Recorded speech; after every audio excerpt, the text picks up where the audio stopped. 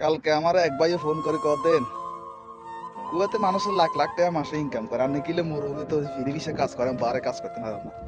আসলে ভাই বারে কাজ করতে কিন্তু ইচ্ছা হয়, কিন্তু যে পরিমাণ কুয়াতে বল দিয়ে ডিস্টার্ব করে, কিন্তু কালকেও ধরে লেগেছে প্রায় 40-41 জন মানুষ ধরে লেগেছে যারা ফিরি ভিসে কাজ করে। তারা তো কতটা ফ্যাশনের মধ্যে আছে, যে পরিমাণ কুয়াতে সেক্স চলে বারে কাজ করতে গেলে একদিন গেছে, দুদিন গেছে, 3 দিন গেছে, 7 দিন কিন্তু ধরে যায় ধরে বাংলাদেশে আড়া দেয়।